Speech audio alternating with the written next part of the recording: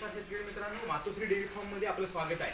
ही माझ्या गोठ्यातली दुसरी तयार झालेली पाडी आहे, लक्षात घ्या। ही पाडी जी आहे ती मी बेंगलोरला जी गाय आणली होती त्या गायला झालेली ही पाडी आहे। ही पाडी ही माझ्याकडे 22 ते 23 महिन्यात डिलिव्हरी झाली आहे, वेलेली आहे। मिल्किंगसाठी माझ्याकडे ती हाताखाली आली आहे, लक्षात घ्या।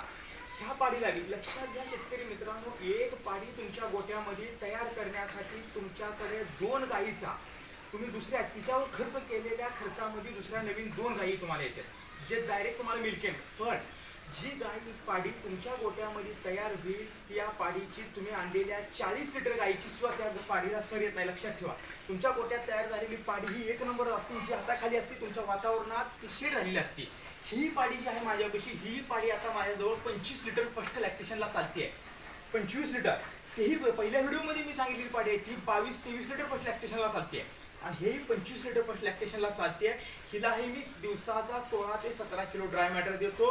सकाळ आणि संध्याकाळ हिला 6 किलो फीड देतो मी, सकाळ 3 किलो आणि संध्याकाळ। मी अजिबात माझ्या कोणत्याही जनावराला मक्याचा भरडा, गहू भुशी, चणा भुशी किंवा शेंगदाणी पेंड मी वापरत नाही। मी फक्त गोळी आणि 2 टाइम मुरघासवरती माझा गोठा आहे, त्या 2 टाइम चुड्या चाऱ्यावरतीच मी हे दूध काढतोय, लक्षात घ्या। वेळेच्या आधी तेवढं मी जनावरांना कंपल्सरी 2 किलो कांजी फीड पेंड आणि 1 किलो शेंगदाणा पेंड असे 6 किलो फीड मी कंपल्सरी देतो।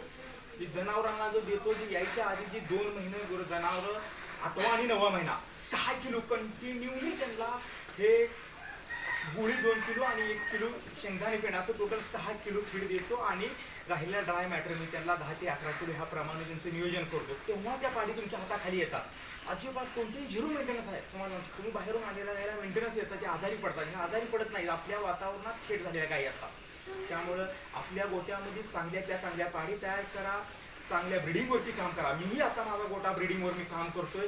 ह्याच्यानंतर जेही पाड्या आहेत माझ्याकडे 2-3 पाड्या, त्याचाही व्हिडिओ तुम्हाला टाकतो। धन्यवाद शेतकरी मित्रांनो।